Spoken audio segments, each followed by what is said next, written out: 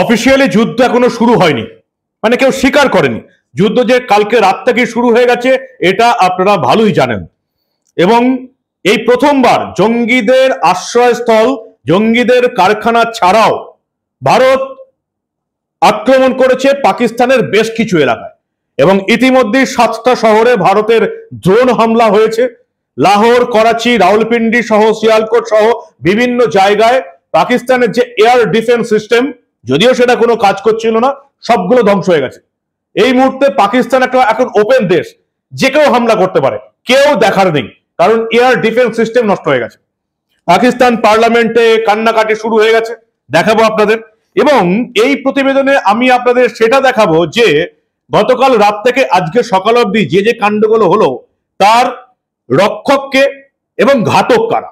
অর্থাৎ ভারতের যে 15টা শহরে পাকিস্তান মিসাইল হামলা করার চেষ্টা করলো, ড্রোন হামলা করার চেষ্টা করলো, তাতে কে রক্ষা করলো, এবং তারপরে পাল্টা হিসাবে পাকিস্তানের শহরগুলোকে একেবারে বিধ্বস্ত করে দিল কারা, সেটাও দেখাবো।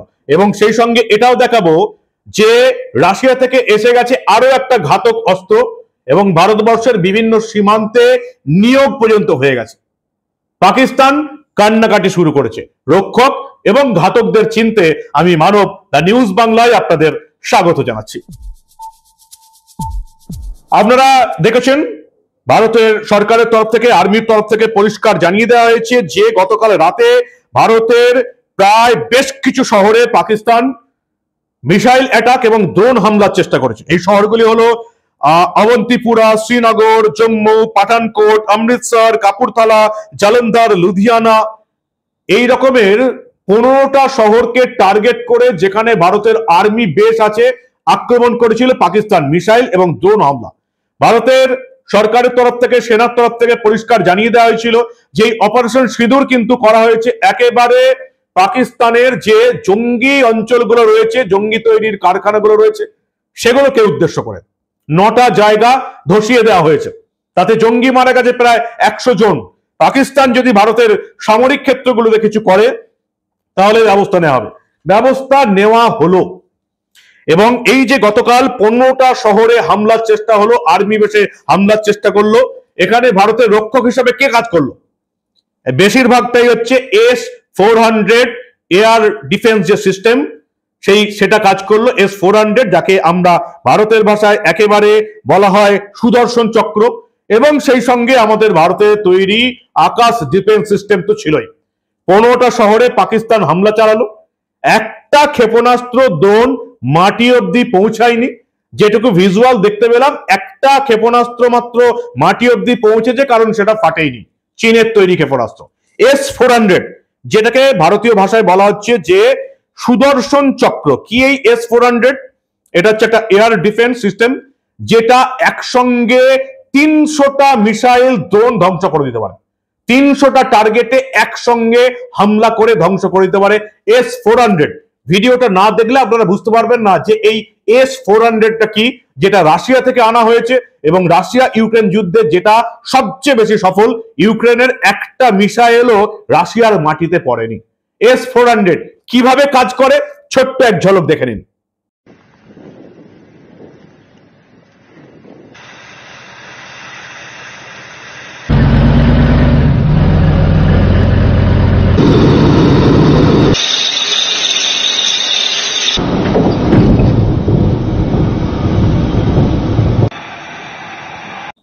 S-400 air defence system, anti missile system, যেটা শুধু মিসাইল নয়, যে কোনো রকম ড্রোন, মিসাইল, যে কোনো হামলা মাঝ আকাশেই ধ্বংস করে দেবে।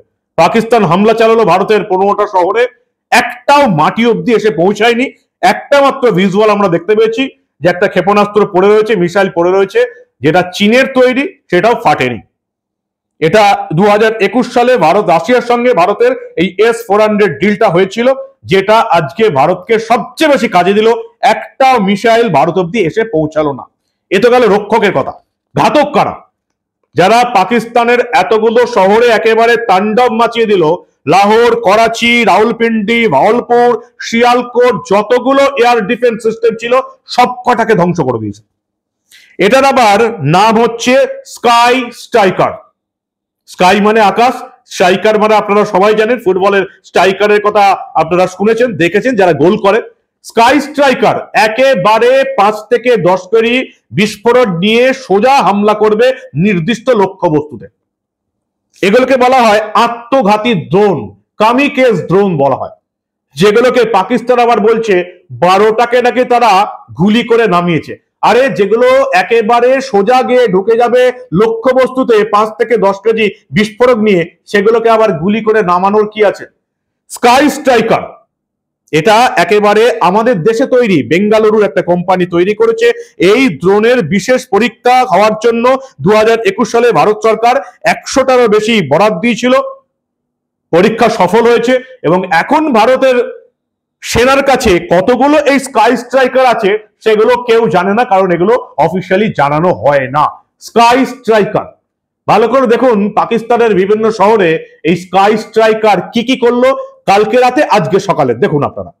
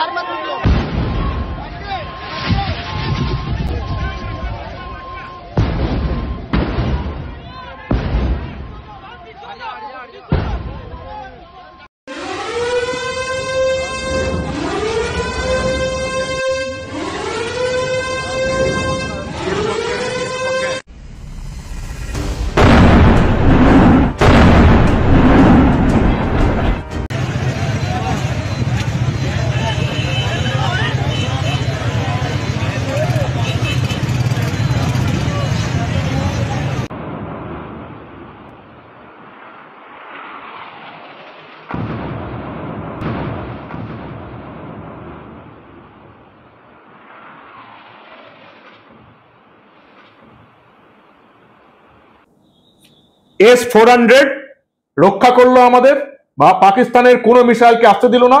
স্কাই স্ট্রাইকার একেবারে পাকিস্তানের বিভিন্ন শহরে উথাল পোথাল মাচিয়ে দিয়েছে, দুদিনেই বিধ্বস্ত পাকিস্তান। স্কাই স্ট্রাইকারের মেন বিশেষত্ব কি?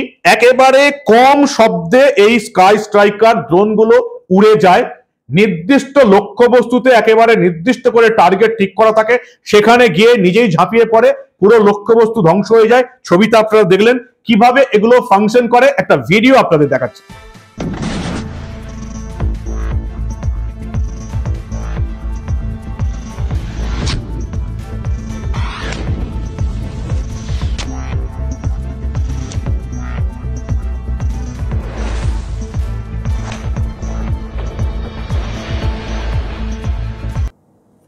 এই স্কাই স্ট্রাইকার কোনো র্যাডারে ধরা পড়ে না, চীনের তৈরি র্যাডারে তো ধরাই পড়বে না। ফলে যে ভিডিওগুলো আপনারা দেখলেন, এই স্কাই স্ট্রাইকার 5-10 কেজি বিস্ফোরক নিয়ে একেবারে নির্দিষ্ট লক্ষ্যবস্তুতে ঝাঁপিয়ে পড়েছে।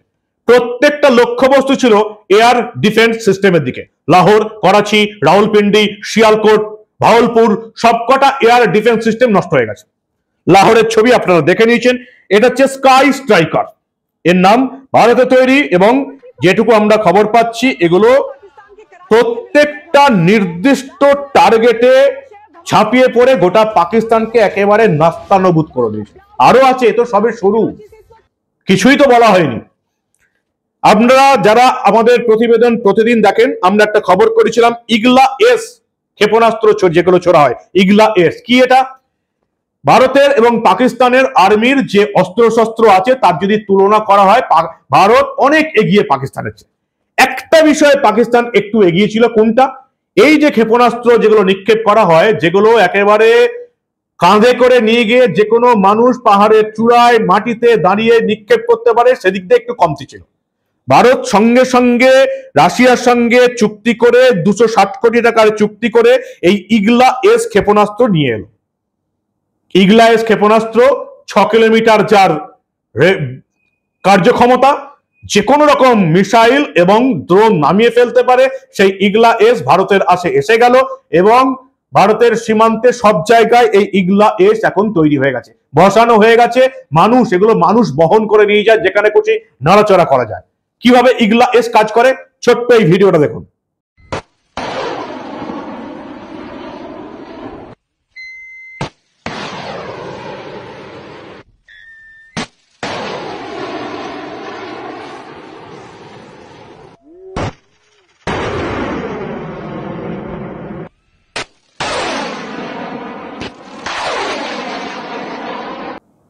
ইগলা এস ভূমি থেকে আকাশ ক্ষেপণাস্ত্র নিক্ষেপ করা যায়।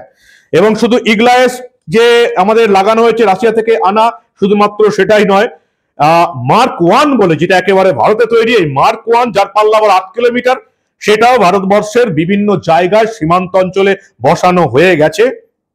এবং আর যেটা বসানো হয়েছে, যে প্রথম আমাদের যে কটা দেশ কম দেশ আছে তার মধ্যে ভারত একমাত্র অত্যাধুনিক লেজার হাতিয়ার সফল নিক্ষেপ করেছে ডিআরডিও, যার পোশাকের নাম হচ্ছে MK2A। সেই MK2A লেজারও বসানো হয়ে গেছে। ফলে পাকিস্তানের কোনো মিসাইল, ড্রোন ভারতের মাটিতে এসে পৌঁছাচ্ছে না। এর ফলে কি হয়েছে, ভারতের যে স্কাই স্ট্রাইকার আঘাত করার পর পাকিস্তানের কাঁপুনি ধরে গেছে। পাক সংসদে সাংসদরা কান্নাকাটি শুরু করেছেন। ভালো করে দুজন সাংসদের কথা আমরা শোনাচ্ছি, দেখুন। একজন পুরুষ, একজন মহিলা, তাদের অবস্থা দেখেই বুঝতে পারবেন যে এই মুহূর্তে পাকিস্তানের ঠিক কি অবস্থা। ভালো করে দেখুন পাকিস্তান সংসদের চিত্র, বলছেন সাংসদরা। जब भी गई है तो गोल्ड मेडल लेके आई है एक्सरसाइज में करें। तो इसलिए जनाब स्पीकर ये बात वाजा कर देनी चाहिए, हमारी कौम यकजा है। मैं इन सब से कहूंगा कि मिल के चलो और अपने रब से रजू करो। रब काबा, हम तेरे आगे दरख्वास्त करते हैं, इस मुल्क के हिफाजत फरमाना जो तूने हमें अता किया है, और ये नबी सल्लल्लाहु अलैहि वसल्लम की दुआओं का है। आपने कायदे आजम को इंग्लैंड में मुलाकात की, ख्वाब में आए और उनको कहा कि जाओ वापस और जाके पाकिस्तान का मामला हल करो। आपने खान कलात को ख्वाब में आके ये हुक्म दिया कि तुमने पाकिस्तान की सरना ये मुल्क बन के रहेगा और तुमने तो ये ऐसा बड़ा मौजज़ा है कि अल्लाह पाक ने ये हमें अता किया है और अल्लाह पाक इस मुल्क की हिफाजत फरमाएंगे। दुनिया में जहां भी देखें शायद हमारी कमी है, हम मजबूर हैं, हम गुनाहगार हैं, लेकिन रब्बे काबा हम तेरे हबीब के उम्मती हैं। खुदा का वास्ता हमसे रहम का भला फरमा। आप चले जाएं, उधर फिलिस्तीन भी चले जाएं, कश्मीर में चले जाएं, जहां भी जाएंगे मुसलमानों के साथ वो ऐसे रो रहा है जो हम सोच भी नहीं सकते हैं। तो तू हमें माफ कर दे, हम तेरे आगे सर झुकाते हैं, माफी मांगते हैं। नहीं, इसमें दो राय नहीं है मौला कि हम बड़े गुनाहगार हैं, लेकिन तेरी रहमत बहुत वसी है। तू रहमत का एक जर्रा भी भेजेगा हमारी तरफ तो इंशाल्लाह हमारी कामयाबी होगी। और दुआ करते हैं रब्बे काबा कि इस मुल्क की हिफाजत फरमा और हमें दुश्मनों पर जो है वो फकीर अता फरमा और हमें उनको सरनगू करने की ताकत अता फरमा। मैं दुआ गो हूँ आर्म फोर्सेस के लिए, पाकिस्तानियों के लिए कि अल्लाह पाक हम सब की हिफाजत फरमाए और हमें आपस में जोड़ के रखे।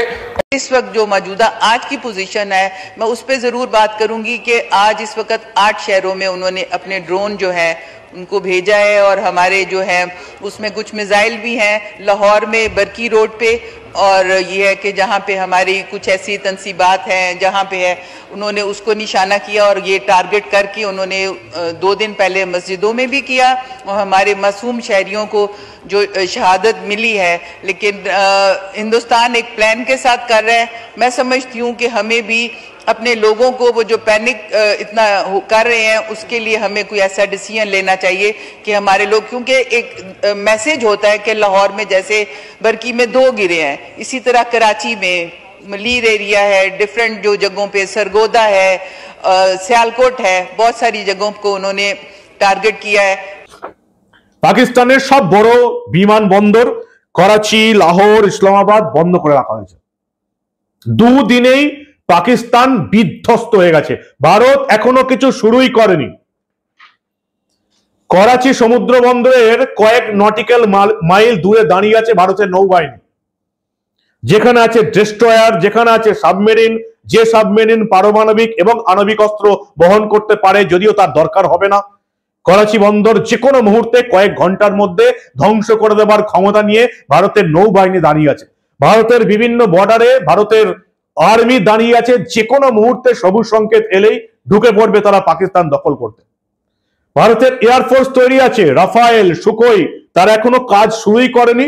শুধুমাত্র অপারেশন সিঁদুরে এই সুখোই এবং রাফায়েলকে ইউজ করা হয়েছে, সেটাও আবার লাইন অফ কন্ট্রোলের ভেতরে। ভারতের সীমানা থেকে 9টা জঙ্গি জায়গাকে একেবারে ধ্বংস করা হয়েছে, তার মধ্যে 4টে পাকিস্তানে, 5টা পাকিস্তান অধ্যুষিত কাশ্মীরে, একটা আবার ভাওয়ালপুরে ভারতের সীমান্ত থেকে 100 কিলোমিটার ভেতরে, যেখানে মাসুদ আজহার তার পরিবারের 14 জন লোকের জন্য এখন শোক করছে। মাসুদ আজহারের ভাই কান্দাহার বিমান হাইজ্যাকের যে জড়িত ছিল রউফ আজহার, তার মৃত্যু হয়ে গেছে। আপনারা সেই দৃশ্য দেখেছেন। এখনো ভারতের বিমান বাহিনী পাকিস্তানের মধ্যে ঢোকেইনি। আর আজকে সকালে এবং গতকাল রাত থেকে যেগুলো দেখতে পেলাম, এই স্কাই স্ট্রাইকার ড্রোন পাকিস্তানের 7টা শহরকে কাঁপিয়ে ছেড়ে দিয়েছে। কান্নাকাটি শুরু হয়ে গেছে।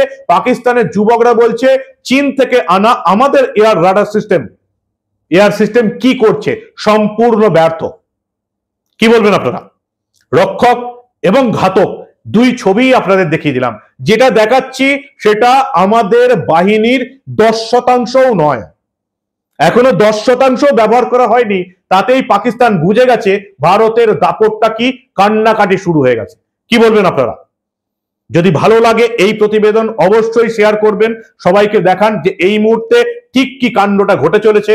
দেখতে থাকুন দা নিউজ বাংলা। আমরা আবার ভারত পাকিস্তান যুদ্ধের এই ধরনের অনেক খবরই চেপে রাখতে দেব না।